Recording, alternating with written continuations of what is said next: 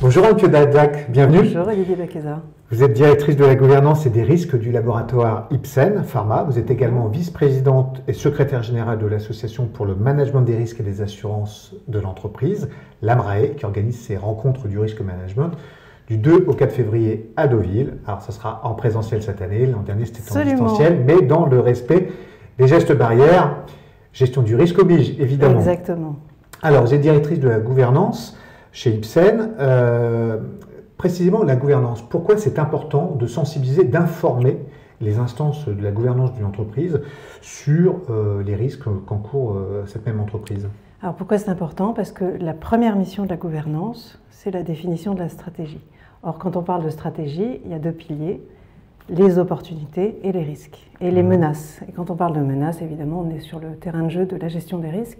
Donc c'est fondamental qu'un administrateur, un conseil d'administration, ou son émanation, le comité d'audit, qui a un rôle particulier en la matière, soit parfaitement au courant des sujets de risque majeurs de l'entreprise. Et des décisions qu'émanent de ces instances de gouvernance, après, découle toute la politique de gestion des risques d'une entreprise. Exactement. Est-ce qu'il y a une obligation réglementaire? Oui, absolument. C'est à ce point important que les sociétés cotées en France ont l'obligation, d'une part, de rendre compte de leurs risques, donc ce qu'on appelle les facteurs de risque dans les documents de référence, ou les URD maintenant. Et puis, les comités d'audit dont je parlais un instant, en fait, ont cette mission qui est de s'assurer qu'il y a un bon système, un système efficace de gestion des risques en place, risques tenant à l'information financière, mais quand on sait que les risques ont tous, y compris les risques de réputation, une conséquence financière, voilà, donc ils sont complètement sur ce sujet. Et ça, c'est une obligation qui est faite par le droit français ou c'est plus largement à l'échelle européenne? Et droit européen. D'accord, donc il y a une directive européenne qui date de 2008, c'est ça? Une ordonnance, oui, absolument. Donc, qui dicte ça. Donc la gouvernance, désormais, est plutôt solide sur ces questions? La gouvernance est solide parce que c'est une nécessité. Encore une fois, la stratégie, c'est les menaces et les opportunités. Donc elle se renseigne évidemment, et c'est là où notre rôle de risque manager intervient. C'est à nous de donner la bonne information sur ces sujets-là. Quand je dis la bonne information, c'est encore une fois de rester au niveau stratégique. La gouvernance, ce n'est pas l'exécutif. L'exécutif a une pleine responsabilité sur l'aspect opérationnel de la gestion de l'entreprise. La gouvernance, le risque manager doit apporter une information ni trop ni pas assez au bon niveau. Et c'est là où c'est macro des risques majeurs.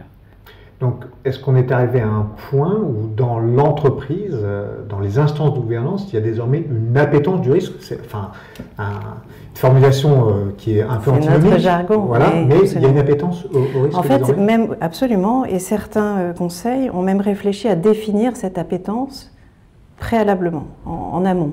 Qu'est-ce que ça veut dire? C'est quoi l'appétence au risque? C'est en fait le niveau de couverture d'un risque donné. L'idée de base, c'est de dire qu'il n'y a pas d'entreprise sans prise de risque. Toutes les entreprises sont confrontées à de multiples risques, et c'est normal, sinon c'est la mort de l'entreprise. C'est bien de l'audace. Mais bien sûr. Donc il faut en prendre, mais il ne faut pas les prendre n'importe comment, et il faut les prendre en connaissance de cause. Et certains sont même allés jusqu'à, de façon macro et assez simpliste, mais finalement assez structurante, classer en fait ces risques, et c'est ce qu'on appelle l'appétit au risque. C'est-à-dire de dire, par exemple, il y a un certain nombre de risques que je souhaite prendre, évidemment avec un niveau de contrôle, si possible, raisonnable. Pourquoi je souhaite les prendre? Parce qu'en face, il y a des opportunités d'affaires.